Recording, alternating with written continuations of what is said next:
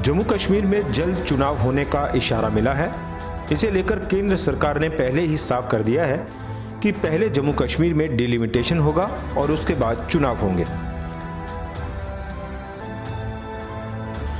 जम्मू कश्मीर में सीटें बढ़ाने और कई सीटों की अदला बदली के साथ साथ उन सीटों को आरक्षित करने के काम में लगे डिलिमिटेशन कमीशन का कार्यकाल मार्च 2022 में खत्म हो रहा है।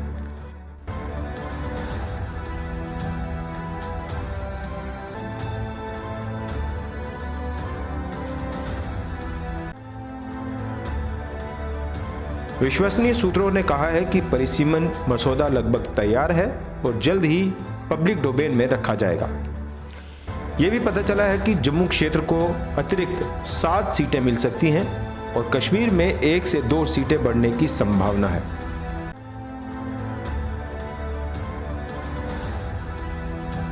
इसके अलावा सीटों को आरक्षित से गैर आरक्षित करने और कई सीटों को आरक्षित करने का काम भी किया जाएगा। पहले जम्मू में 36 और कश्मीर प्रांत में 47 सीटें थी। सूत्रों का यह भी कहना है कि मसौदा तैयार कर लिया गया है और आयोग के फरवरी 2022 के अंत तक इसे केंद्र सरकार को सौंपने की उम्मीद है।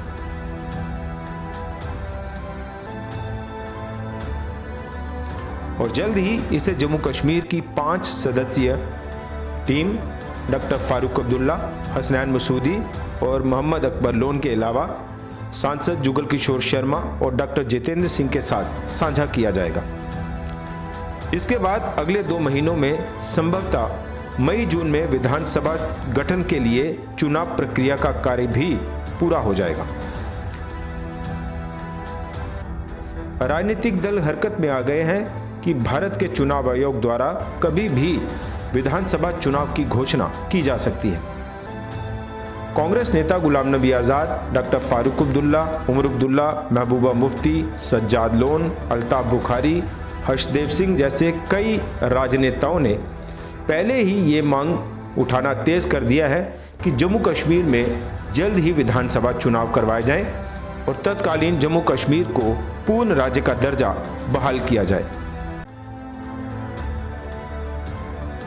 सिर्फ मांग है स्टेटहुड दी जाए और जल्दी इलेक्शन कराया जाए। ये हम उधर इधर की अब बात करने का टाइम नहीं आया। जितना वो उस पर बहस होनी थी, 370 हो, 35A हो, डाउनग्रेडिंग स्टेट हो, यूटीज बनाने की बात हो, वो सबसे बड़ा जो फोरम है उसका पार्लियामेंट है और उसका 2.5 साल तकरीर में करता रहा और आखिरी तकरीर मैंने उस पर इसी साल फरवरी में की।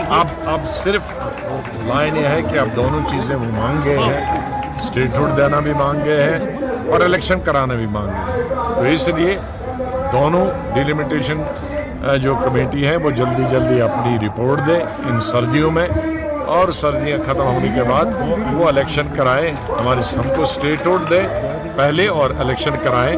वो दोनों इकट्ठे भी अनाउंस हो सकते हैं कि भाई हम स्टेटहुड देते हैं और 1 महीने के बाद इलेक्शन करें।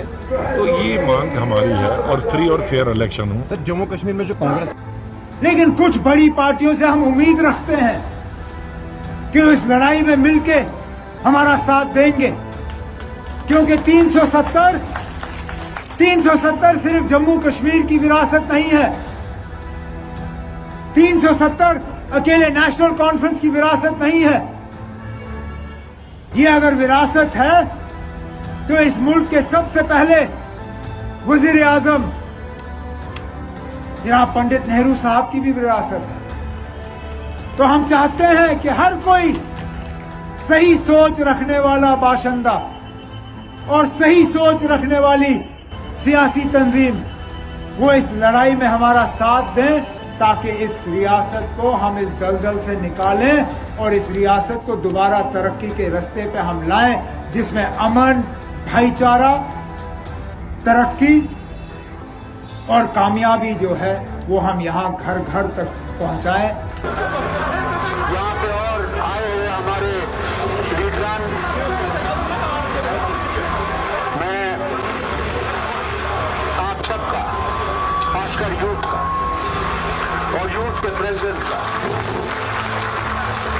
मुबारक मुबारक करता हूं कि इस बारिश में भी आप लोग तशरीफ लाए।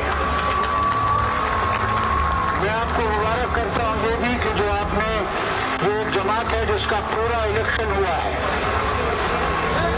किसी जमात का मैंने इलेक्शन नहीं देखा, सबसे बड़ी जमातें क्यों ना हो।